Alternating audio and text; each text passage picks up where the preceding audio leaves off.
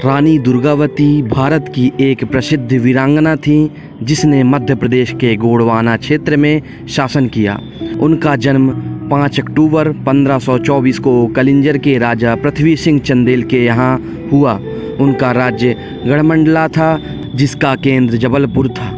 उन्होंने अपने विवाह के 4 वर्ष बाद अपने पति गौंड राजा दलपत शाह की असमय मृत्यु के बाद अपने पुत्र वीर नारायण को सिंहासन पर बैठाकर उसके संरक्षक के रूप में स्वयं शासन करना प्रारंभ किया। इनके शासन में राज्य की बहुत उन्नति हुई। दुर्गावती को तीर तथा बंदूक चलाने का अच्छा अभ्यास था।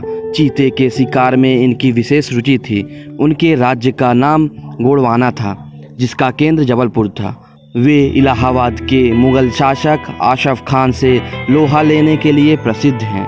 रानी दुर्गावती कलिंजर के राजा कीर्तिवर्मन चंदेल की एकमात्र संतान थी। चंदेल राजपूत वंश की शाखा का ही एक भाग है।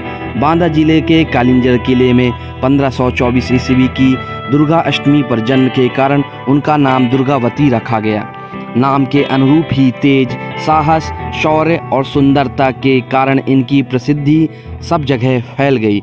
दुर्गावती के मायके और ससुराल पक्ष की जाति भिन्न थी, लेकिन फिर भी दुर्गावती की प्रसिद्धि से प्रभावित होकर गोंडवाना साम्राज्य के राजा संग्राम शाह ने अपने पुत्र दलपत शाह मंडावी से विवाह करके उसे अपनी पत्रवधू बनाया था। दुर्भाग्यवश विवाह के 4 वर्ष बाद ही राजा दलपत शाह का निधन हो गया। उस समय दुर्गावती की गोद में 3 वर्षीय नारायण ही था।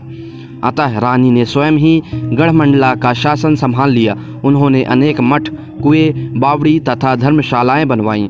वर्तमान जबलपुर उनके राज्य का केंद्र था। उन्होंने अपनी दासी के नाम पर चेरी ताल, अपने नाम पर रानी ताल तथा अपने विश्वस्त दीवान आधार सिंह के नाम पर आधार ताल बनवाया। रानी दुर्गावती मडावी की यह सुखी और संपन्न राज्य पर मालवा के मुसलमान शासक बाज बहादुर ने कई बार हमला किया, पर हर बार वह पराजित हुआ। मुगल शासक अकबर भी राज्य को जिताकर रानी को अपने हरम में डालना चाहता था।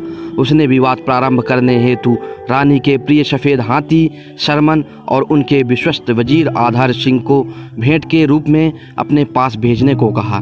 रानी ने यह मांग ठुकरा दी। इस पर अकबर ने अपने एक रिश्तेदार आशफ खां के नेतृत्व में गोंडवाना साम्राज्य पर हमला कर दिया।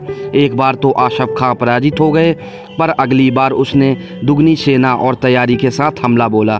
दुर्गावती के पास उस समय बहुत कम सैनिक थे। उन्होंने जबलपुर के पास नरई नाले के किनारे मोर्चा लगाया था। स्वयं वेश में युद्ध का नेतृत्व किया। इस युद्ध में 3000 मुगल सैनिक मारे गए, लेकिन रानी की भी अपार क्षति हुई थी। अगले दिन 24 जून 1564 को मुगल सेना ने फिर हमला बोला। आज रानी का पक्ष दुर्बल था, अतः रानी ने अपने पुत्र नारायण को सुरक्षित स्थान पर भेज दिया। तभी एक तीर उनकी भुजा में लगी। रानी ने उसे निकाल फेंका। दूसरे तीर ने उनकी आंख को भेद दिया। रानी ने इसे भी निकाला, पर उसकी नोक आंख में ही रह गई।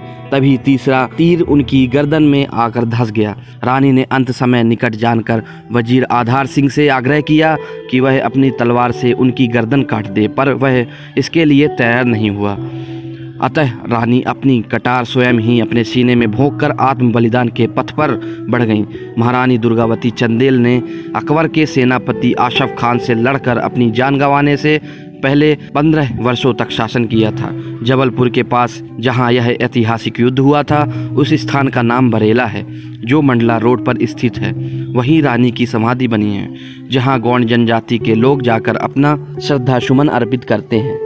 जबलपुर में स्थित रानी दुर्गावती विश्वविद्यालय भी इन्हीं रानी के नाम पर बनी हुई है।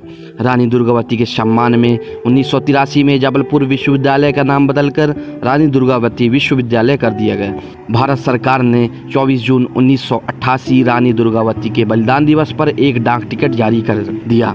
जबलपुर में स्थित संग्रहालय का नाम भी रानी दुर्गावती के नाम पर रखा गया। मंडला जिले के शासकीय महाविद्यालयों का नाम भी रानी दुर्गावती के नाम पर ही रखा गया।